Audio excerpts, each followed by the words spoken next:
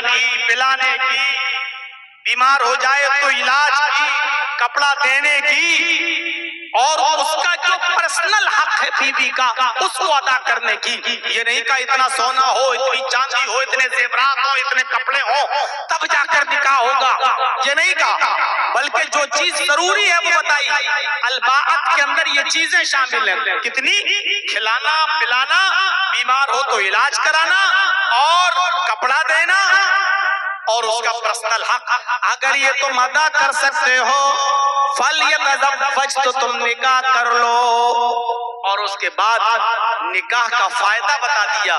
نکاح کیوں کیا جاتا ہے، اس کی وجہ کیا ہے؟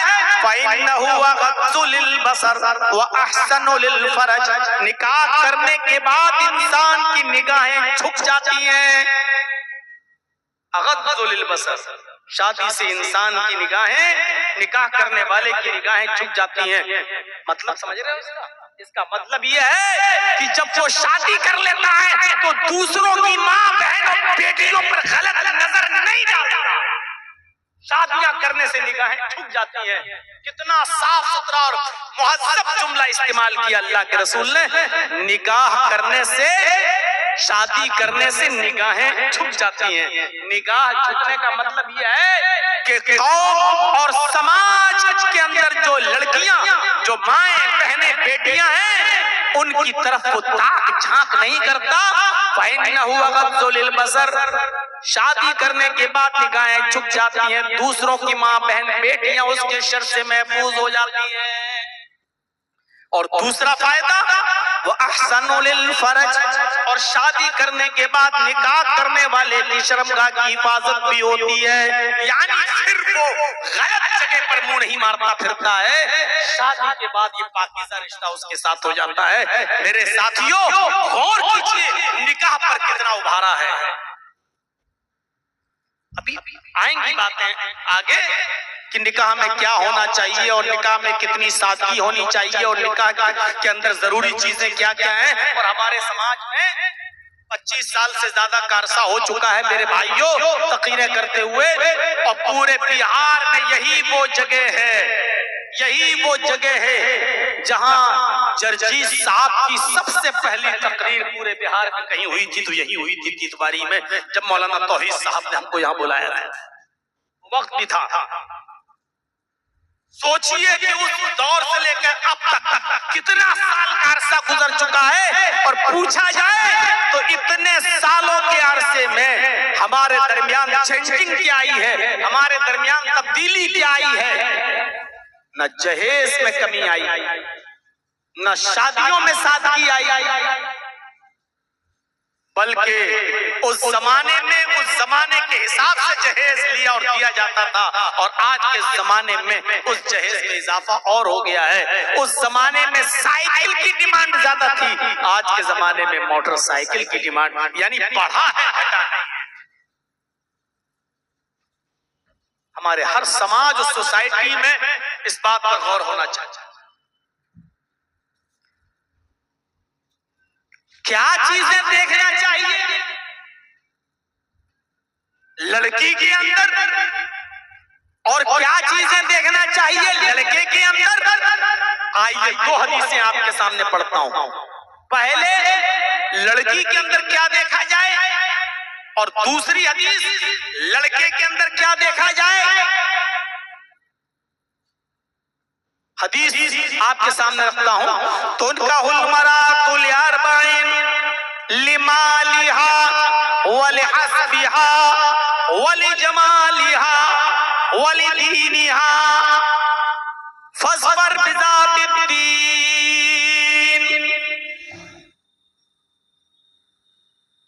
عام طور پر لڑکیوں کے اندر یہ 4 چیزیں دیکھی جاتی ہیں جن کو دیکھ کر لوگ شادیاں کرتے ہیں. تنکح المرأۃ لأربع، لمالها، مال دیکھ کر شادی کرتے ہیں. کیا ملے گا؟ اور سب سے پہلے مال کا ہی ذکر ہوا، کیونکہ آج سب سے پہلے یہی چیز دیکھی جا رہی ہے. ملے گا کیا؟ اور ایک مثال دیتا ہوں میں اکثر، تھوڑی سخت ہے لیکن دینا پڑتا ہے. جیسے کتے کی نظر ہڈی پر ہوتی ہے ایسے ہی کچھ لڑکے کے ماں باپ کی نظر لڑکی کے باپ کے مال پر ہوتی ہے.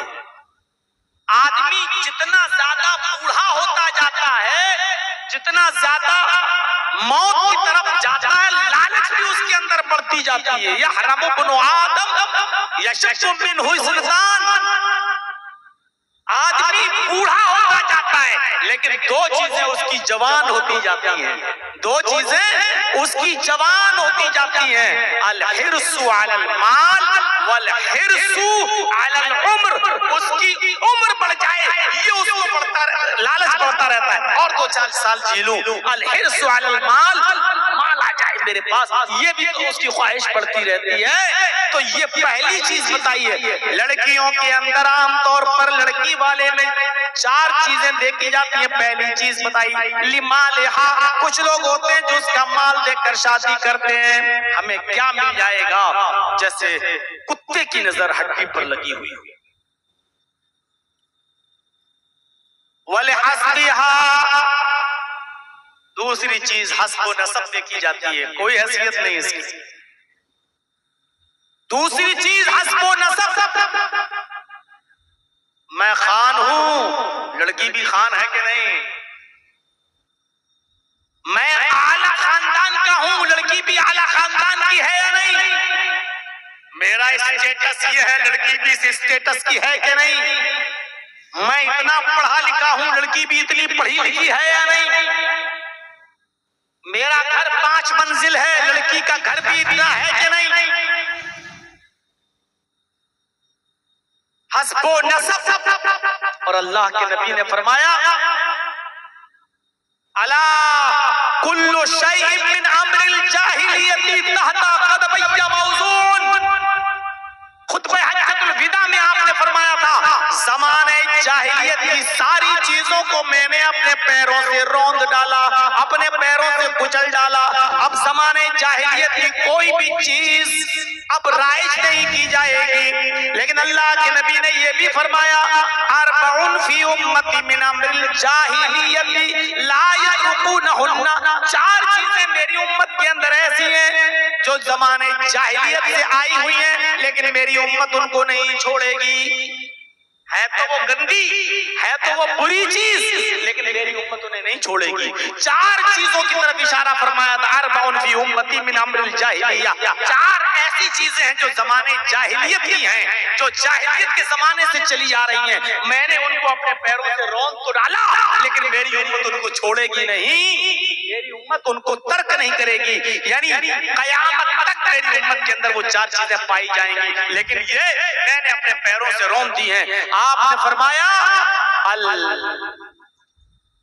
الفخر فی الاحساب. پہلی چیز حسب میں فخر کرے گا. الفخر فی الاحساب والطعن فی الانساب والاستسقاء بالنجوم والنیاحۃ. یہ 4 چیزیں بتائیں جو زمانے جاہلیت سے چلی آ رہی ہیں اور میری امت میں بھی چلی آئیں گی. ان کو کبھی نہیں چھوڑے گی میری امت. ان میں پہلی چیز حسب و نسب. حسب, میں خان ہوں, میں پٹھان ہوں, میں ترک ہوں, میں انصاری ہوں, میں تیلی ہوں, میں یہ ہوں, میں وہ ہوں, میں اونچی قوم کا ہوں, میں اونچی کاسٹ کا ہوں. یہ چیز کبھی میری قوم نہیں چھوڑے گی, میری امت نہیں چھوڑے گی جبکہ اس کی کوئی حیثیت نہیں ہے. الا بالتقوی, اللہ کے یہاں سے تقوی دیکھا جائے گا, قوم نہیں, نسب نہیں, حسب نہیں. اور دوسری چیز جو میری امت نہیں چھوڑے گی وہ طعن فی الانساب, نسب کے اندر طعنہ دینا. اچھا وہ ارے میں اس کے ساتھ شادی کروں گا, ارے نہیں, ارے وہ تو فقیر برادری کا ہے, ارے وہ تو میاں برادری کا ہے, ارے وہ تو گری ہوئی قوم کا ہے, ارے وہ تو لو کاسٹ کا ہے, میری تو ناک کٹ جائے گی اتنے برے خاندان میں. وہ نسب میں طعنہ دے گا. دوسری چیز. اور تیسری چیز والاستسقاء بالنجوم. میری امت ستاروں کو دیکھ کر بارش حاصل کرے گی. یعنی ستارہ دیکھے کہ یہ ستارہ نکلا ہے، اس کا مطلب بارش ہوگی، ستاروں سے بارش حاصل کرے گی. یہ تیسری چیز بھی میری امت میں نہیں چھوٹے گی. اور چوتھی چیز وَالنَّيَاحَةُ، نوحہ کرنا اور ماتم کرنا، کسی کے مر جانے پر ماتم کرنا، رونا، یہ میری امت نہیں چھوٹے.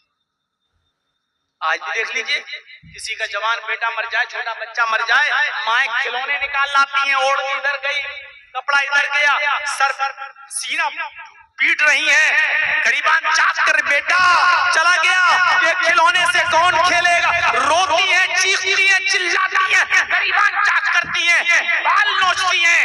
وَالنَّيَاحَةُ، میری امت نوحہ اور ماتم کرنا بھی نہیں چھوڑے گی جبکہ یہ حرام ہے. یہ چار چیزیں نہیں چھوڑے گی.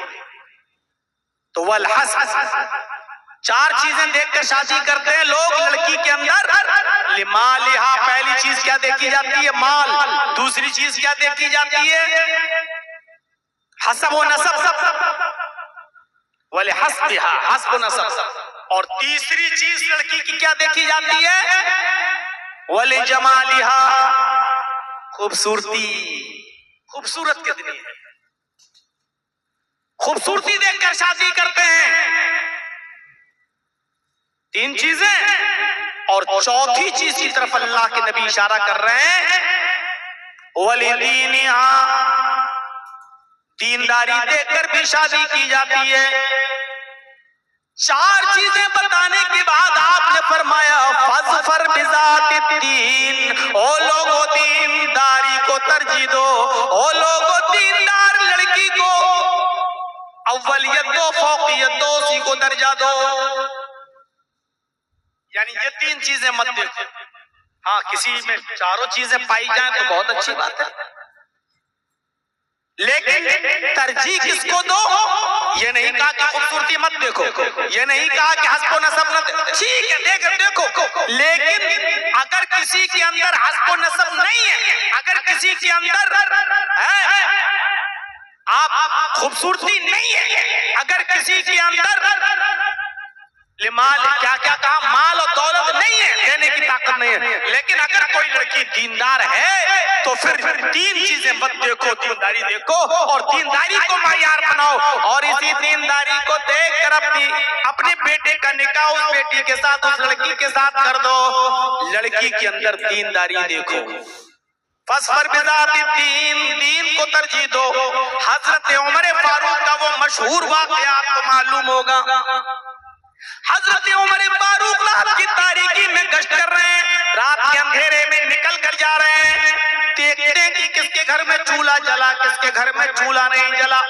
حضرت عمر فاروق رات میں ایک گھر کے پاس سے گزرے جہاں ایک بوڑھی عورت کی آواز آ رہی تھی، اور وہ بوڑھی عورت زور زور سے کہہ رہی تھی اپنی بیٹی سے کہ بیٹی اٹھو، بیٹی اٹھو، اندھیرا ہے، اس اندھیرے کا فائدہ اٹھاؤ. ہم لوگ دودھ کا بزنس کرتے ہیں، دودھ بیچتے ہیں، اس لیے دودھ میں پانی ملا دو. بیٹی اٹھو، دودھ میں پانی ملا دو.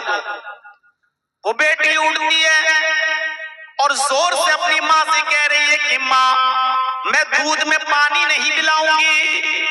حضرت عمر نے منادی کی ہے، عمر فاروق کا اعلان ہوا ہے، امیر المومنین نے اعلان جاری کروایا ہے، اگر دودھ میں پانی ملا ہوا کسی کے یہاں ملتا ہے تو ایسے شخص کو کڑی سے کڑی سزا دی جائے گی. ماں کہتی ہے بیٹی عمر تھوڑی دیکھ رہے ہیں، اس رات کے اندھیرے میں عمر کو کیا پتا، تو دودھ میں پانی ملا، مجھے تیری شادی کرانا ہے، تیرے لیے اچھا لڑکا دیکھنا ہے، ہمارے پاس غریبی اور غربت کی وجہ سے ہم تیرے ہاتھ پیلے نہیں کر پا رہے ہیں، مجھے تیرا رشتہ بھی تو کرنا ہے، اس لیے اس کام کے علاوہ کوئی اور کام بھی تو نہیں ہے ہمارے پاس. بیٹی تم دودھ میں پانی ملاؤ. عمر تھوڑی دیکھ رہا ہے، عمر کو کیا پتا کہ ہم نے دودھ میں پانی ملایا ہے، جاؤ میں کہہ رہی ہوں تم دودھ میں پانی ملاؤ.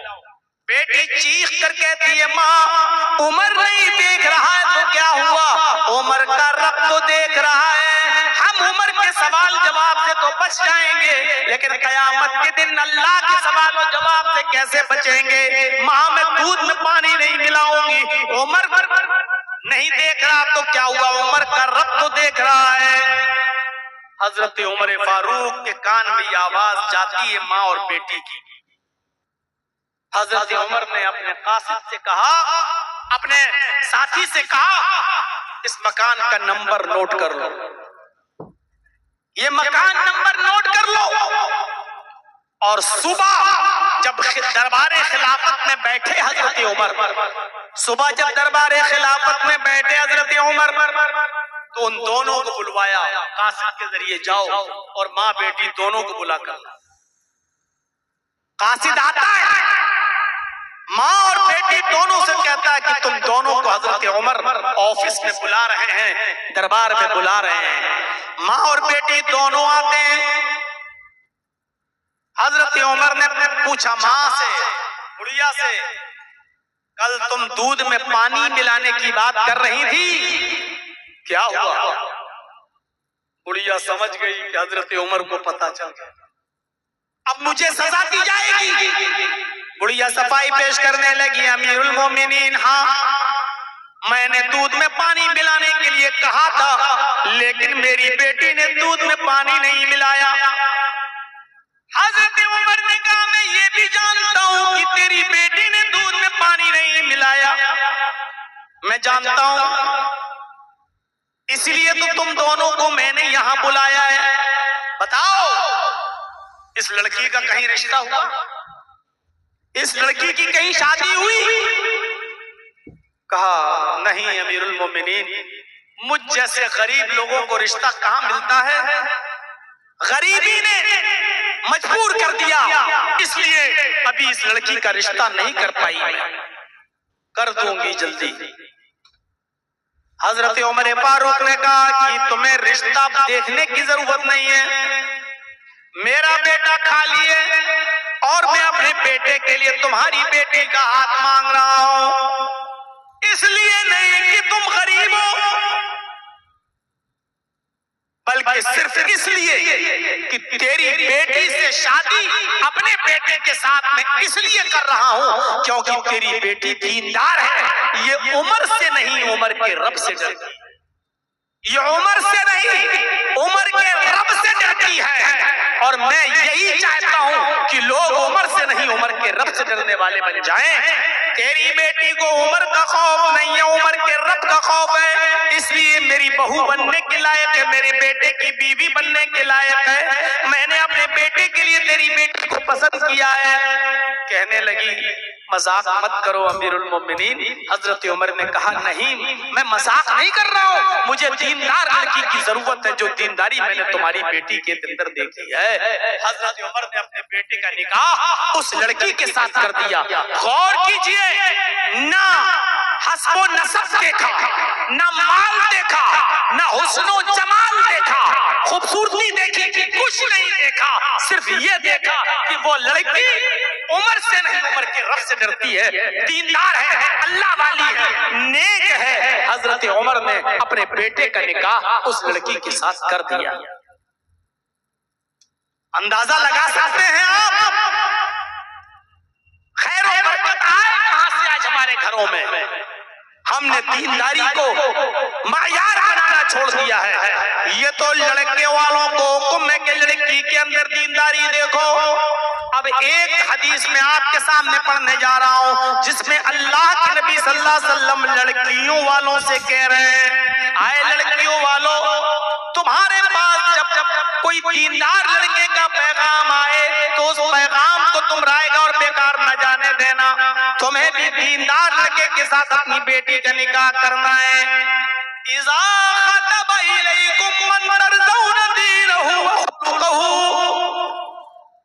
اذا خطب الیکم من ترضون دینہ وخلقہ فزوجوہ الا تفعلوہ تکن فتنۃ فی الارض وفساد عریض۔ یہ ہے وہ حدیث۔ اللہ کے نبی جناب محمد رسول اللہ صلی اللہ علیہ وسلم نے لڑکیوں کے ماں باپ سے فرمایا، لڑکیوں کے ماں باپ کو حکم دیا، آئے لڑکیوں والوں، آئے لڑکیوں کے ولی، آئے لڑکیوں کے سرپرستوں، آئے لڑکیوں کے ماں باپ، جب تمہارے پاس تمہاری بیٹی کے لیے، تمہاری بیٹی سے رشتے کے لیے کسی لڑکے کا پیغام تمہارے گھر پہ آئے اور وہ لڑکا دیندار ہو اور وہ لڑکا بااخلاق ہو، بااخلاق ہو، ترضون دینہ و خلقہ، اس لڑکے کا دین اور اس کا اخلاق تمہیں پسند آ جائے، یعنی اس لڑکے کی دینداری میں تمہیں کوئی شکایت نظر نہ آئے، اس لڑکے کے نیک ہونے میں اور بااخلاق ہونے میں تمہیں کوئی کمی نظر نہ آئے، تو آئے لڑکیوں والوں، اپنی بیٹی کا نکاح اس لڑکے کے ساتھ کر دو، اس کا پیغام اپنے گھر سے خالی مت جانے دینا، اس لڑکے کا پیغام اپنے گھر سے خالی مت لوٹانا، اس کے ارادے کو مت توڑنا، اس کے پیغام کو مت لوٹانا، حسب و نسب دیکھتے ہوئے، اپنی اسٹینڈری دیکھتے ہوئے اس دیندار لڑکے کے ساتھ اپنی بیٹی کا رشتہ ٹھکرا مت دینا، اپنی بیٹی کا نکاح اس لڑکے کے ساتھ کر دینا، فَزَوِّجُوهُ، اپنی بیٹی کا نکاح اس کے ساتھ کر دینا، اور پھر وارننگ دی، کیئرفل کیا، إِلَّا تَفْعَلُوهُ تَكُنْ فِتْنَةٌ فِي الْأَرْضِ وَفَسَادٌ عَرِيضٌ۔ آئے لڑکیوں کے ماں باپ، آئے لڑکیوں والوں، اگر اس لڑکے کا پیغام تمہارے گھر سے خالی چلا گیا، اگر تم نے اپنی بیٹی کا نکاح اس دیندار لڑکے سے نہیں کیا، تو زمین کے اوپر فتنہ پھیل جائے گا، تَكُنْ فِتْنَةٌ فِي الْأَرْضِ، زمین پر فتنہ پھیلے گا، وَفَسَادٌ عَرِيضٌ، اور لمبا چوڑا فساد برپا ہو جائے گا، یعنی دیندار لڑکے تمہیں نہیں ملیں گے، تو بد کردار، بدکماش لڑکوں سے جب تم اپنی لڑکیوں کا نکاح کرو گے تو زمین میں فتنے دیکھو گے، طلاق کے فتنے اور فساد زمین کے اوپر دیکھو گے۔ اس لیے دیندار لڑکے کا پیغام اگر تمہاری بیٹی کے ساتھ تمہارے گھر پہ آ جائے تو تمہیں اس کو نا امید نہیں لوٹانا ہے، اس کو ہر حال میں تمہیں اپنی بیٹی کا نکاح اس لڑکے کے ساتھ کر دینا۔ لیجئے صاحب، کتنا زبردست حکم ہے لڑکیوں والوں کو۔ اب صاحب کہو کہ ہاں لڑکا تو نیک ہے، نمازی ہے، تہجد گزار ہے، بہت اچھا ہے، اخلاق بھی اچھا ہے، لیکن میرے سٹیٹس کا نہیں ہے، میری لڑکی اتنی پڑھی لکھی، اس آدمی کے ساتھ نکاح کرے گی، اس کے ساتھ غریب ہے، ہم اس کے ساتھ نکاح نہیں کر سکتے۔ اگر اس لڑکے کی دینداری تمہاری سمجھ میں آ رہی ہے، اگر اس لڑکے کا اخلاق سمجھ میں آ رہا ہے، تو اس کا پیغام لوٹانے کا کوئی حق نہیں ہے۔ إِلَّا تَفْعَلُوهُ تَكُنْ فِتْنَةٌ فِي الْأَرْضِ، اگر تم نے ایسا نہ کیا اور پیغام لوٹا دیا، اپنی بیٹی کا نکاح اس کے ساتھ نہیں کیا، تو زمین میں فتنہ پھیل جائے گا، تو فساد عریض، اور لمبا چوڑا فساد۔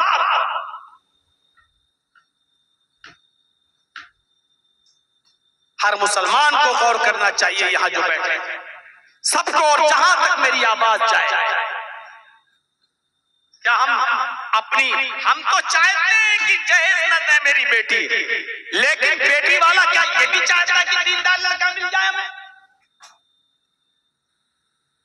اچھا لڑکا ملے، شریف لڑکا ملے؟ کیا آج ہماری سوسائٹی میں یہ ہو رہا ہے؟ اور نہیں ہو رہا ہے تو یہ کب ہوگا؟ ایک لمبا عرصہ گزر چکا ہے میرے بھائیوں، تقریریں اور جلسے اور جلوس، روزانہ اشتہار دیکھ لو، روزانہ پمفلٹ دیکھ لو، روزانہ اجلاس دیکھ لو، لیکن سدھار کتنا ہے یہ ہر انسان اپنے گریبان میں منہ ڈال کر دیکھے۔ اور شادیوں کے نام پر کتنا خرچہ، نکاح کے نام پر کتنا خرچہ، بارات کے نام پر کتنے آدمیوں کی شرکت۔ ان اعظم النکاح برکتن ایسرها مؤونتن، اللہ کے نبی صلی اللہ علیہ وسلم فرماتے ہیں کہ سب سے زیادہ بابرکت نکاح تو وہ ہوتا ہے ان اعظم النکاح برکتن برکت